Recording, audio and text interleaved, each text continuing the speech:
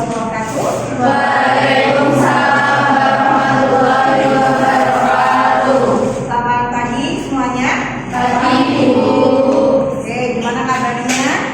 Baik. Ya, tetap semangat dengan kampus yang baru, ya kan? Jadi suasananya baru, ya diharapkan mahasiswa semangat, ya walaupun sedikit jauh, ya bagaimanapun juga suasana yang baru itu pasti akan menimbulkan semangat yang baru lah, ya effort yang baru juga. Oke baik, sebelum kita mulai, mari kita berdoa dulu menurut kita masing-masing. Berdoa dimulai.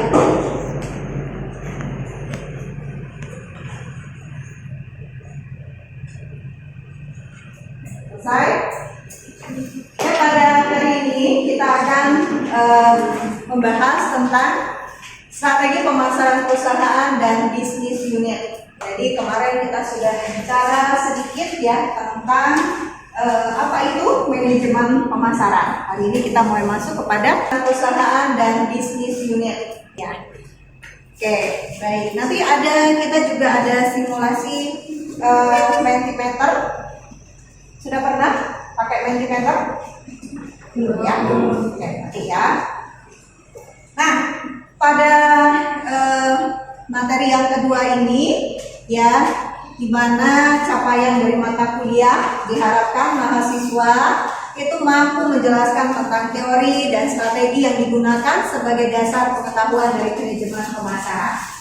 Nah, yang kedua, mahasiswa nanti mampu mengembangkan strategi dan perencanaan pemasaran ya. Jadi nanti juga ada di akhir itu tugasnya. Ya. Oke, nah tinjauan dulu pemasaran strategis, ya. Nah, di sini, ya, strategi pemasaran lanjutan di tahun 2025. Tahun 2025 sekarang, itu kalau kita loncat 3-5 tahun yang akan datang, berarti tahun berapa? 2030, ya. Kira-kira menurut Anda apa sih dunia pemasaran di tahun 2030? Apa Mbak? Kira-kira tahun 2030 bayangannya itu pemasaran itu seperti apa sih? Bincang-bincang. Ya? Saya tanya ke teman-teman katanya nggak ada. Saya dari pertemuan saja. Oke, 2030 semakin canggih. Kira-kira canggihnya seperti apa? Nah, kalau sekarang kita terbiasa ya melakukan pemasaran itu dengan sistem online. Ya. Dulu sebelum ada COD itu kan kita transfer dulu, ya kan? Baru nanti barangnya datang. Ya.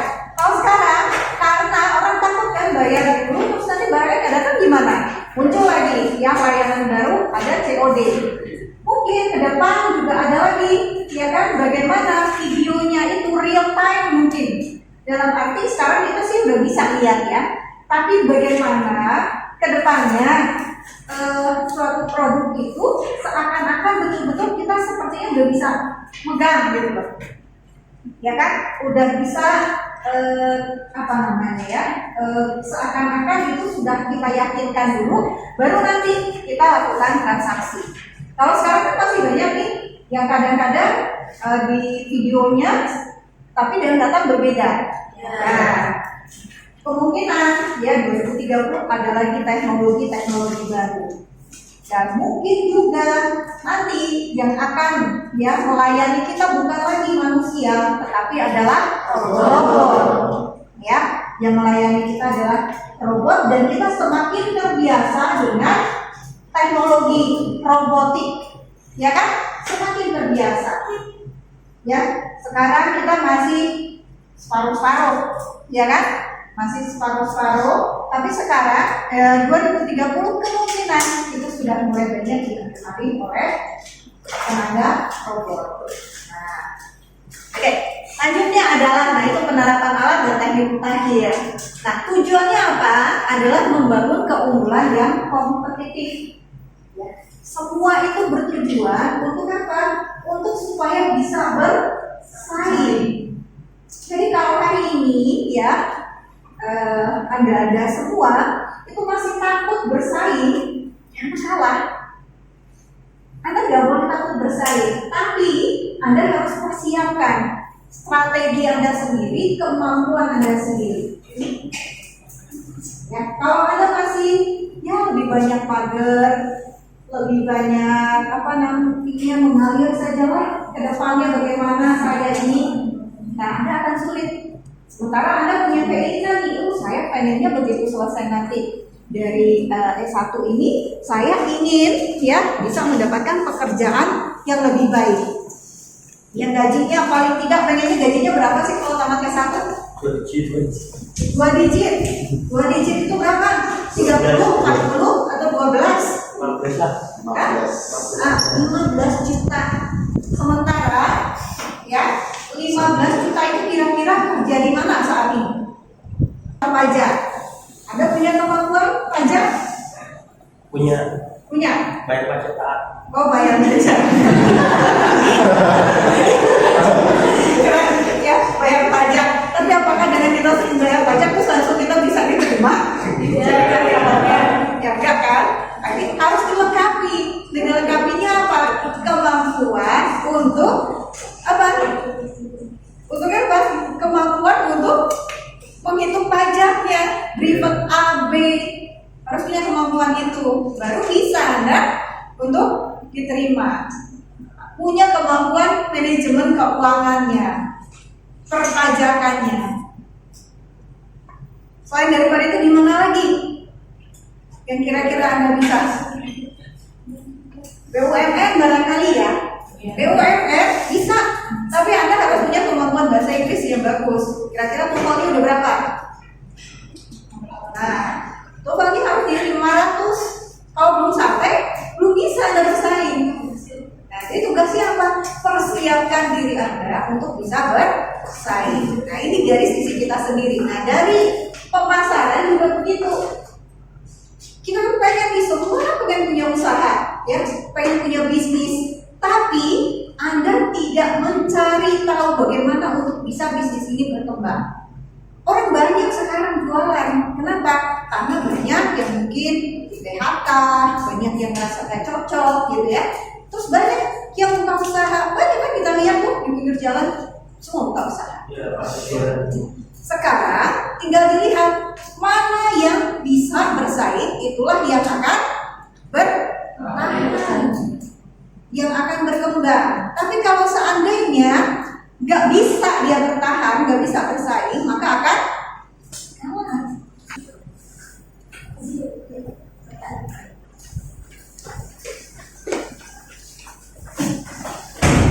Jalan pasar itu di mana-mana, ya kan? Di pinggir jalan setiap pagi sering kita temui. Kita perhatikan, ya. Apakah dalam waktu 2 tahun ke depan masih ada nggak? Atau bisa dia berkembang? Nah, kalau masih ada dan dia masih jualan seperti itu, artinya paling tidak dia bisa bertahan. Kalau dia berkembang, artinya lebih besar. Kalau dia Anda nggak temui lagi, berarti dia sudah gulung tikar. Nah, begitulah ya yang namanya ritme dari sebuah sistem pemasaran. Yang kuat akan menang, yang kalah akan gulung tikar, hilang. Nah, makanya kita sering lihat, oh di sini dulu ada yang jual, mana ada, oh, berarti dia tidak mampu bertahan.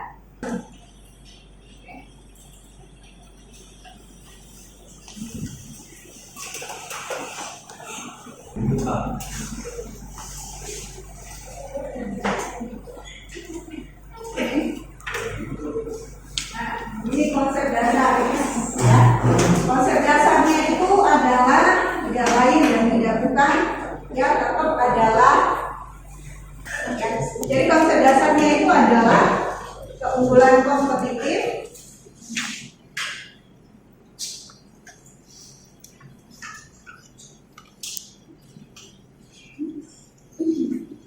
yang kedua adalah ya tujuannya adalah jangka panjang,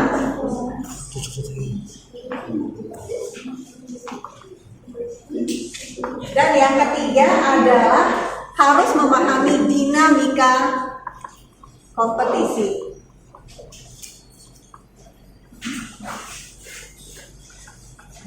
Nah, ini ya, di dalam pemasaran ini nggak lepas dari tiga ini. Kenapa? Karena kalau kita tidak berpikirnya untuk ke depan, maka mikirnya hanya untuk jangka pendek, hanya 1 bulan, satu tahun, tapi harus jangka panjang. Ya, jangka panjang supaya apa? Kita mempersiapkan sebuah bisnis itu menjadi bisnis yang long term, ya, masa depan, punya masa depan bisnis itu. Nah, kira-kira bisnis apa yang kira-kira akan terus diminati sampai masa depan? Apa?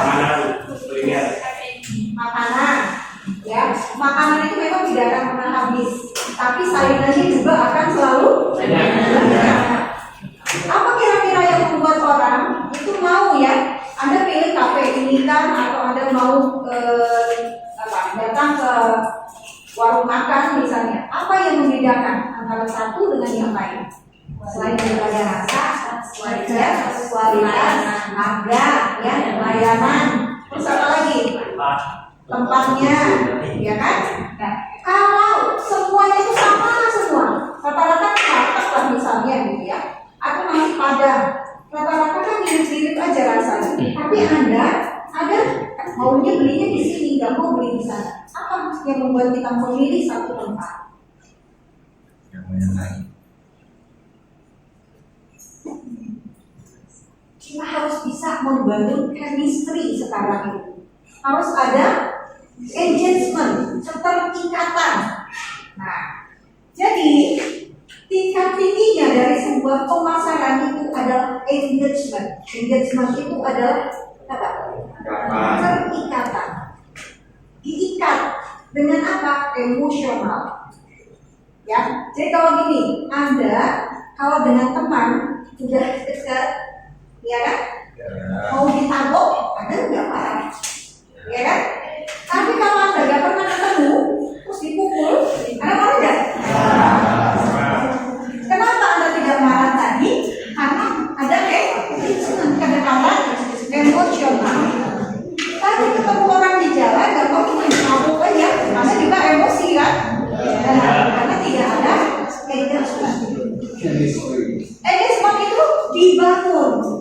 Ya, Anda datang ke sebuah tempat makan, terus Anda ditegur atau disapa, ya, dengan bahasa yang enak. Selamat pagi Mbak, mau pesan ini ya? Jadi Anda udah punya kedekatan emosional.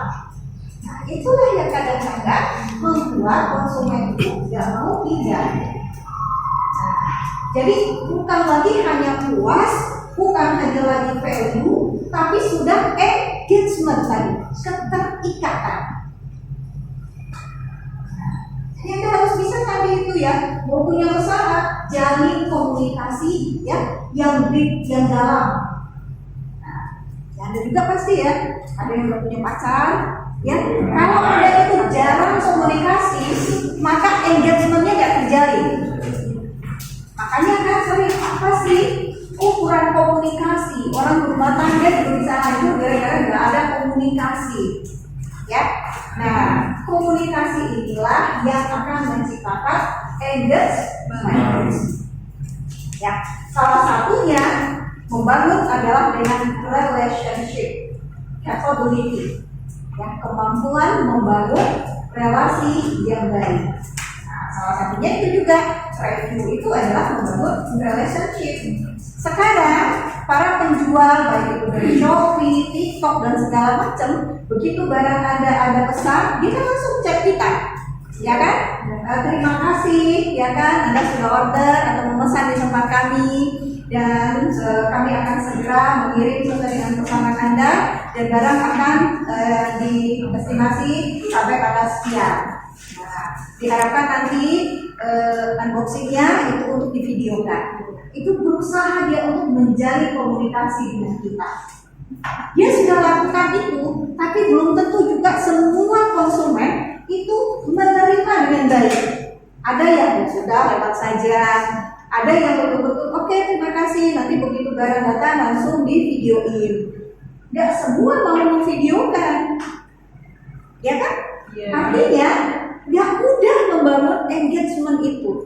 Harapan dari penjual tadi semua yang beli barang pasti videoin dan akan memberi ulasan yang positif. Tapi kan nggak semua yang membeli barangnya itu datang baik sudah dia diem. Tapi kalau barangnya datang nggak baik, baru dia ngomong, baru dia komplain. Nah, jadi kedepannya bukan lagi kasih dinamikanya itu kan berbeda. Dari pertama adalah yang harus diperhatikan itu adalah apa? Oh, kebutuhan dari konsumen. Ternyata beriring waktu naik menjadi apa? Kepuasan dari konsumen. Setelah ya semua berpikir untuk memuaskan konsumen, ternyata naik lagi menjadi apa? Value, harus punya kemanfaatan oleh konsumen. Nah, sekarang sudah kemanfaatan, apalagi ya, yaitu adalah keterikatan. Ya, jadi tingkatannya selalu bertambah, dinamika kompetisi. Oke, kita lanjutkan. Sampai di sini ada yang mau ditanyakan? Komponennya di sini adalah analisis lingkungan, segmentasi, target sama posisi. Ya, kemarin sudah saya bahas juga sedikit bagaimana kita mensegmentasikan sebuah produk itu di tengah pasar. Setelah itu targetnya apa dan positioning. Ya, positioning ini yang selalu diingat oleh konsumen. Ya kan? Anda pasti selalu ingat misalnya tagline-nya dari Honda. Tagline-nya apa? Honda apa? One heart. Ya, terus Yamaha. Ya kan? Anda ingat kan tagline-nya? Nah, itu dia memposisikan. Terus apa lagi yang Anda ingat tagline yang lain? Ya, Indomie. Terus apa lagi? Vivo, perfect kamera. Vivo. Ya. Terus apa lagi? Apa lagi? Yang Anda ingat ininya, tagline-nya. Apa? Air mineral, aqua. Manis-manisnya. Ya. Air mineral, ya kan? Ingat. Apa lagi di ID? Ya. Ya. Terus kalau yang kosmetik, Anda ingatnya apa? Pasti ya. Plus 5. Ya. Terus apa lagi? Apa lagi? Kalau Instagram sama TikTok, apa yang paling Anda ingat? Velocity. Ya, velocity. Nah, Anda lebih suka mana? Instagram atau TikTok? Dua-duanya. Yang paling sering Anda lihat? Oh, dua-duanya. Makanya waktunya habis scroll. Ya. Ya. Tapi lebih mana? Lebih ke mesin Instagram atau TikTok? TikTok. Tapi, nah ini kan kita bahas nih. Anda lebih percaya Instagram Shop atau TikTok Shop? TikTok Shop. TikTok Shop. Kenapa? Banyak scamnya. Ya. Oke, kalau TikTok? Dan nggak ada yang kena tipu kalau punya TikTok Shop? Ya, sesuai. Ya. Tapi sebagian banyak jual di TikTok, badannya suka kerja nggak sesuai. Ya. Tapi kalau Anda bagian yang menerima sesuai, jadi itu saja itu udah bisa membedakan. Pengen pilih yang mana? Masih ada yang suka Facebook? Ya. Kenapa? Yang suka Facebook mana Facebook? Dua, tiga, empat cuma. Yang lain kenapa nggak mau Facebook? Oh masih? Masih. Silakan. Alasannya nggak pakai Facebook dulu nggak? Facebook itu beda. Sosial media yang paling pertama.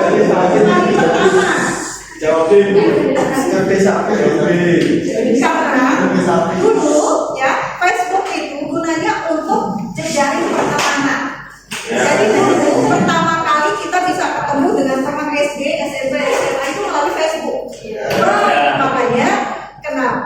penggunanya itu adalah generasi milenial, ya generasi saya itu, ya dulu sangat excited sekali, kita udah terpisah, ya kan, bertahun-tahun, dan ternyata bisa disambungkan oleh Facebook. Wah, makanya kita semua tergila-gila nih, semua tergila-gila dengan Facebook, terhubung dengan teman-teman yang sudah terpisah jauh dan sudah lama. Kita bisa ketemu lagi di Facebook. Nah, seiring waktu dia mengikuti tuh, ya dinamika kompetisi juga. Orang ternyata nggak cuma ya kalau sudah ketemu sama teman lama ya sudah, ya kan?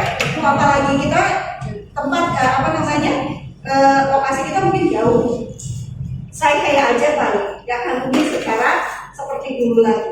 Nah, ternyata orang mulai bosan seperti itu. Udah ketemu ya sudah, gitu ya kan? Komunitasnya banyak tapi ya sudah tidak ada pergerakan apa-apa. Akhirnya sih Facebook juga mulai ya kalau kayak gini bisa lama-lama orang banyak anggotanya, membernya, tapi tidak produktif, tidak ada pergerakan. Nah, pelan-pelan dia mulai mengikuti perkembangan seperti Instagram, ya kan, seperti TikTok, dan sekarang sudah ada untuk Facebook jual beli juga sudah bisa kan? Tapi ternyata gak mudah dia untuk menarik generasi Z untuk pindah ke Facebook. Karena apa? Image-nya, ya seperti yang sudah dikatakan tadi, seperti tuan, ya kan? Seperti tuan. Karena itu kan hanya image. Karena memang dia lebih duluan hadir dibandingkan Instagram dan TikTok. Ya, baik kita lanjutkan.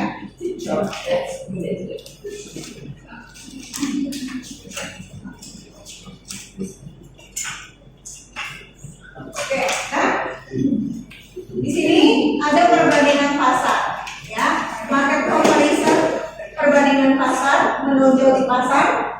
Jadi di dalam manajemen pemasaran itu kita harus memperhatikan produk kita ini dibandingkan dengan produk yang lain, posisinya berada di mana? Apakah ya kita memperbandingkan pasar ya?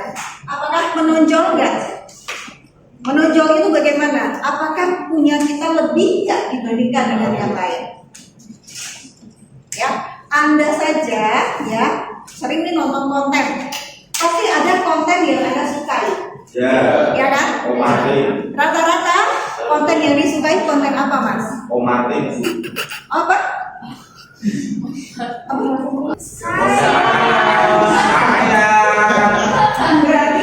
Berarti jenis konten apa yang disukai? Mungkin mukbang makan. Ya. Tapi yang penting bikin kayak ya Lebih lebay gitu ya. lebay. Berarti Anda senang sesuatu yang Agak lain Bu. sesuatu yang berbeda, unik, ya kan? Nah, begitu dia muncul, Anda sudah berharap dia muncul lagi nih dengan kelebayan yang baru, ya kan? Iya.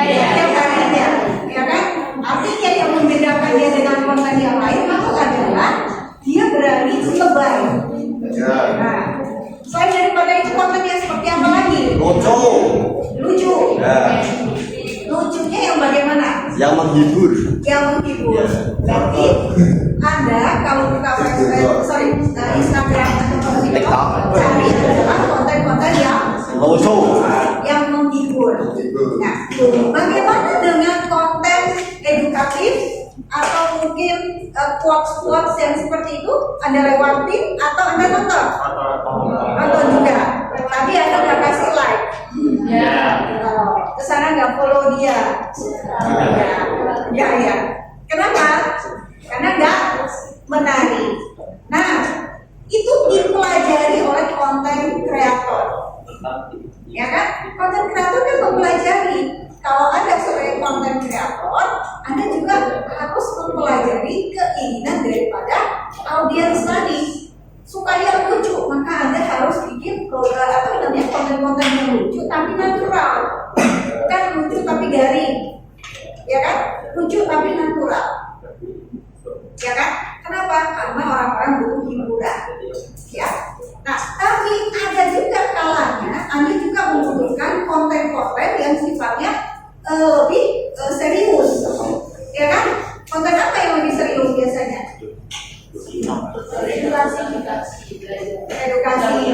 Butuhnya misalnya kenapa sih skripsi gitu ya kan? Skripsi ini harus apa sih?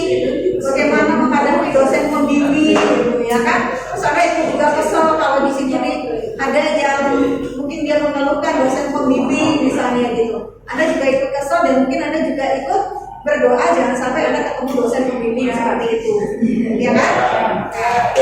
Ya kan? Jadi konten-konten yang Anda lihat itu adalah konten-konten yang menurut Anda pribadi itu menarik. Nah, jadi kalau kita tidak bisa menonjol di pasar, orang tidak akan melirik. Jualannya cuma siomay, tapi cara dia menjual siomay, ya itu sangat unik sekali. Dia berpakaian yang lazim makan siomay, tapi dia berpakaian pakai jas, pakai kacamata, pakai dasi, ya kan? Bagaikan seorang direktur, tapi dia jualan siomay. Nah, selama siomaynya itu bisa Anda terima, Anda akan senang untuk beli di situ. Kenapa? Karena dia berbeda. Tambah lagi dia selalu wangi, nggak bau apa. Nah, pasti suka beli di tukang siomay. Apalagi kalau yang perempuan, ya Mas yang tukang siomaynya ganteng. Kalau yang laki-laki, perempuan misalnya melayani cantik bisa muda, ya. Itu menjadi salah satu daya tarik. Nah, itu juga sih kenapa ya kalau di frontliners mencari yang cantik, yang menarik, ya kan? Kenapa? Karena nggak bisa dipungkiri mata kita itu pasti condong pengen lihat yang menarik, yang ganteng, yang segar, ya kan? Kalau yang menerima Anda, ya, misalnya Anda ke hotel, terus resepsionisnya itu udah tua, ya, suruh angkat koper Anda, jadi juga nggak tega, ya kan? Tapi kalau yang ngangkat itu, badannya bagus, gitu ya kan? Dengan senang hati Anda senyum dan kasih tip.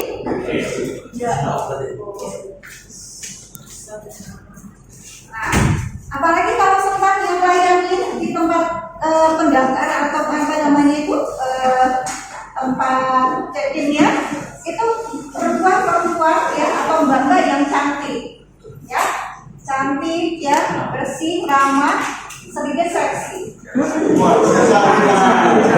ya kan sedikit seksi, nyaman ngobrol di situ, ya berlama-lama, ya sambil Anda ajak ngobrol.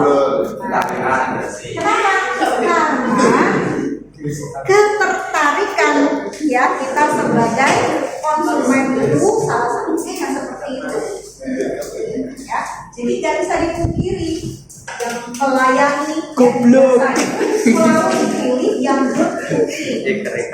Bukan berarti good cooking itu Anda harus artis ya, tapi enak dipandang, nyaman ya, dan Anda punya komunikasi yang baik, nggak jutek ya, nggak kasar, nggak pilih-pilih. Konsumen yang kayaknya kaya Anda layani, kayaknya nggak kaya Anda cuekin. Kayaknya ini orang-orang yang mungkin berpangkat Anda layani, yang nggak kayaknya biasa saja itu nggak Anda layani. Saya sebelum jadi dosen, saya ini di perbankan. Saya dulu marketing wilayah, ya manajer marketing wilayah di daerah Batam. Jadi kalau di Batam ya itu jangan kita harap ya konsumen yang datang itu udah langsung aku tinggi ya wangi gitu ya. Dan ini di tahun 2000-an ya, di tahun 2000-an. terus dia apa namanya ya, pokoknya Anda pasti berpikir orang yang punya uang miliaran tentu punya bayangan dong gimana penampilannya. Kalau dulu tidak seperti itu. Yang datang, dia baru keluar dari pasar ikan. Dia adalah tokoh ikan. Dia pakai celana pendek, dia pakai baju oblong putih biasa, ya, pakai topi, terus sepatu sneaker biasa. Kalau enggak pakai sepatu boot, ya, baunya masih bau ikan, pakai kantong kresek, yang dia bawa duit di situ 500 juta. Ya, dia bawa duit 500 juta. Anda sebagai teller misalnya terima itu duit, hitung duit gini kan? Ya. Ya kan? Kenapa? Karena bau ikan. Tapi duit yang dia bawa totalnya 500 juta. Nah, mau dilayani apa enggak? Dilayani. Ya kan? Tapi yang datang itu cantik, wangi, kamu aja cuma 20 juta. Nah, jadi ya nggak bisa kita pilih-pilih, ya. Apalagi daerah-daerah tertentu, apalagi seperti Batam itu ya, malah Cina-Cina kaya itu, mereka penampilannya jauh dari yang kita bayangkan. Jadi walaupun dia uangnya banyak, tapi mereka itu tidak bergaya bagaikan orang high class. Kenapa? Karena konsentrasi atau fokusnya mereka itu bisnis. Jadi mereka merasa kalau mereka jualan itu nggak perlu loh, mereka kan pakai jas, mereka pakai ini ya kan, mereka yang nyaman saja. Hal yang bisa kita ringkas sini adalah, jadi dibutuhkan posisi pasar yang kuat untuk bisa memenangkan sebuah persaingan. Terus yang kedua, membutuhkan strategi pertumbuhan yang kokoh. Jadi strateginya itu juga harus kokoh. Dalam artian strateginya itu bukan strategi coba-coba, tapi strategi penuh dengan perencanaan yang baik dan matang. Ya, pengembangan produk yang inovatif. Ya, jadi tidak pernah dan tidak boleh berhenti untuk selalu mengembangkan produk secara inovatif. Ya, dan yang terakhir adalah komitmen terhadap kepuasan pengguna. Ya, jadi harus punya komitmen bahwa kita tujuannya adalah pengguna atau konsumen. Nah, ini ya diskusi kasus itu kita bicara tentang TikTok Shop. Minggu depan itu saya minta kita udah punya kelompok. Kemarin satu kelompok terdiri dari 5 orang ya, 5 ya. Kita bicara tentang kasus TikTok. Nah, nanti kita berdebat. Jadi kita buat ini ya kelompok-kelompok kecil ya. Nanti kita saling berdiskusi dan saling berdebat. Ya, oke. Jadi saya minta minggu depan itu semua hadir karena nilai debat ini merupakan salah satu nilai kuis. Jadi saya udah lakuin kuis, tapi dari debat saya bisa lihat kemampuan Anda dalam menyampaikan ya pemahaman Anda. Jadi nggak boleh handphone dipakai, handphonenya disimpan. Jadi pelajari saja dulu sebelum minggu depan. Oke. Nah, saya rasa cukup sekian. Tapi sebelum saya tutup, ada yang mau ditanyakan? Ya ada? Ya ada ya. Oke, absen juga semua sudah ya. Oke. Kalau sudah, berarti nanti saya yang absenkan aja melalui ini. Silakan ya, Evelyn. Saya rasa cukup sekian pertemuan kita pada siang hari ini. Ya, saya ucapkan terima kasih atas perhatian Anda semua.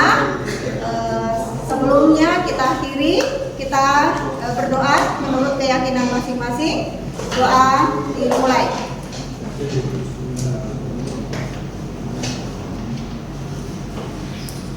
Selesai? Ya, saya akhiri. Billahi taufiq wal hidayah. Assalamualaikum warahmatullahi wabarakatuh.